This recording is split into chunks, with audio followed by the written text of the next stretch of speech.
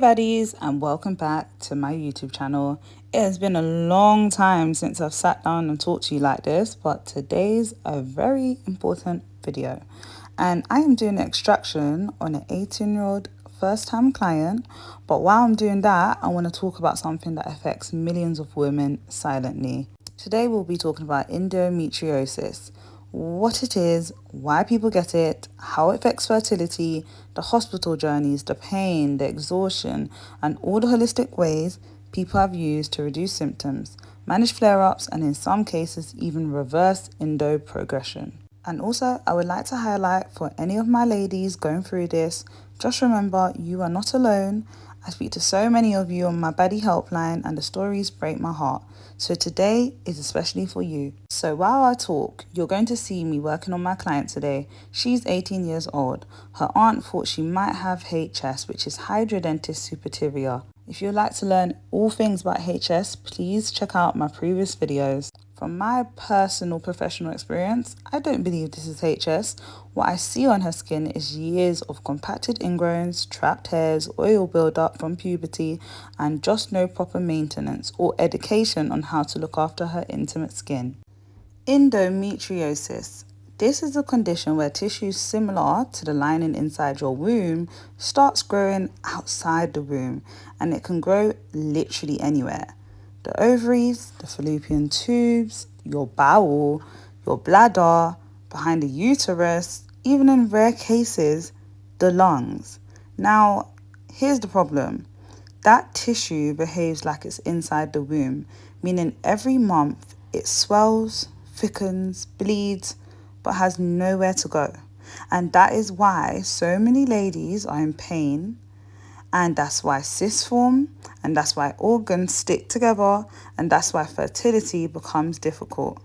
So you're basically having a period inside your body with no exit. Now you hear this and think, but why do people get this? Now people always ask, and there's no single cause, but research suggests multiple factors. Factor 1, retrograde menstruation.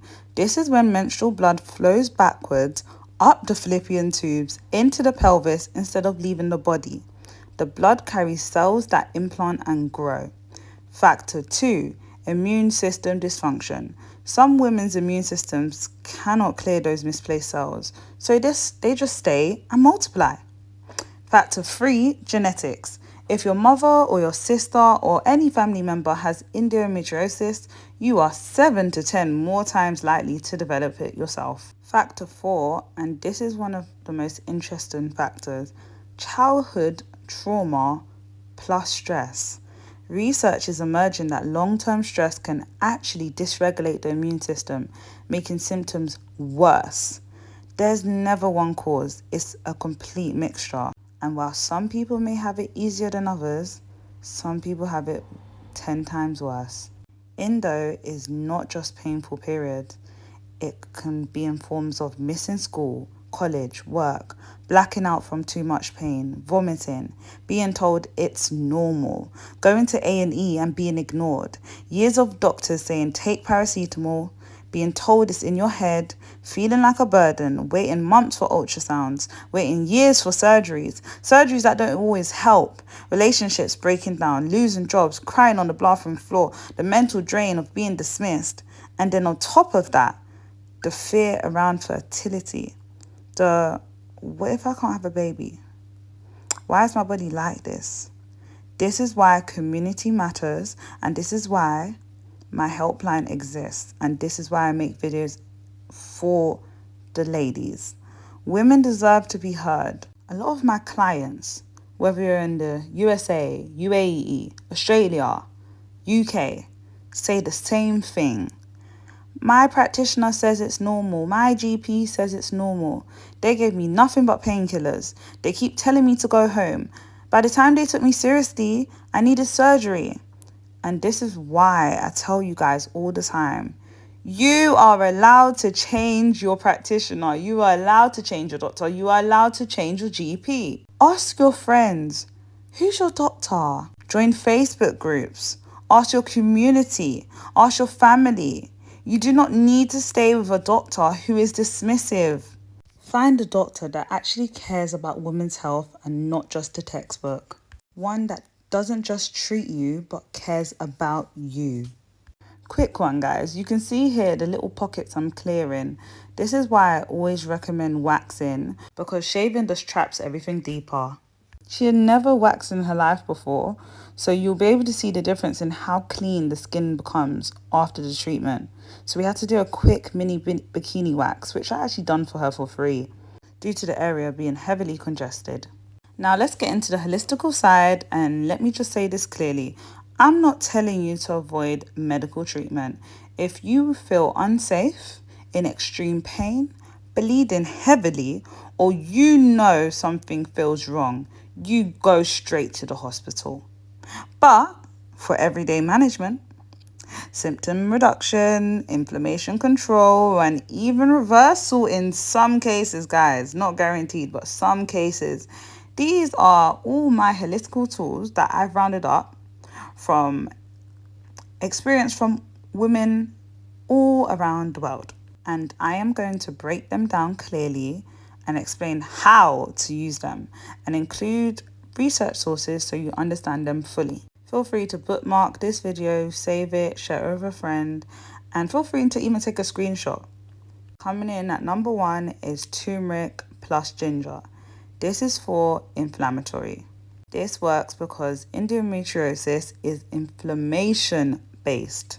Some women have actually reported their period pain reduces by 40 to 60% after consistent, keyword consistent, use. Number 2, castor oil packs. Now this one's for pelvic detoxing and circulation. Castor oil actually improves lymphatic drainage and softens the tissues around the pelvis, which would help reduce cramping and break down that stagnant inflammation.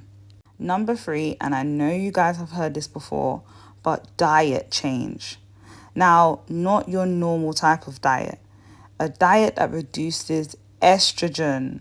Endo thrives in high estrogen environments. So lowering that estrogen through diet would help reduce symptoms. So not just the average diet, guys. Coming in at number 4 is evening primrose oil. Now, I actually take this personally myself, but don't take it in ovulation season. Now, this helps with hormonal regulation and breast tenderness. I usually take 1,000 to 13,000 mg daily. Number 5, nettle tea for detox plus blood support. Now, most people have actually found that nettle tea is rich in iron and supports reproductive circulation. So drinking this 3 to 4 times a week would help big time. Coming in at number 6 is pelvic physical therapy and womb massaging. Now, this focuses on releasing pelvic floor tension, which reduces pain during periods, sex, and flare-ups. It also helps with loosening scar tissue, improving blood flow, and reduces bloating. Now, this is basically like lymphatic drainage, but I do that personally every night, and it helps with my bowels, so I don't understand why it wouldn't help with endo too. And lastly, coming in at number 7 is witch hazel. Now, this one is for my skin girlies. If you get cysts, ingrowns, or you have HS flare-ups, witch hazel is your best friend. It reduces inflammation, kills bacteria, and shrinks those pores. I use it on my face, my armpits, my intimate areas, especially the backside, and it is your best friend. You'll use pure witch hazel with no alcohol. And before applying any creams or any deodorants, you'll let it sit and dry. I sell a witch hazel roll-on that you can actually use daily, especially after shaving or waxing or to maintain those cysts. I'll put the QR code right here on the screen now. Now, we understand that endometriosis affects fertility because the inflammation can impact the ovaries, tubes, and implantation. So if you guys want me to do a separate video breaking down fertility, ovulation, egg health, PCOS, all of that, let me know in the comment section. But before I end this video, I just want to leave you all with this, because sometimes when we talk about conditions like endometriosis, it gets lost behind the medical words, the science, the diagnosis, and everything people put on Google. But at its core, endo is simple to understand in the most human way. And I'm going to break it down like this. Endo is your body growing tissue in places it was never designed to grow. Endo is your body asking for space, asking for rest, and asking to be listened to. Endo is your body saying, I am carrying too much. And as a woman, especially in our cultures, we are trained to push through everything. We work through pain, we parent through pain, we study through pain, we survive through pain. But pain is not a personality trait. Pain is not something you must endure to prove you are strong. Pain is information, pain is communication, and pain is your body saying something is not right here. And whether your healing is medical, surgical, holistical, spiritual, emotional, or a blend of them all, just know that healing is possible in more than one form. Your story is not over, baddie, and this condition does not define the whole of you. Thanks so much for watching. Merry Christmas and a Happy New Year. Close enough to deserve you. I might have to break these walls.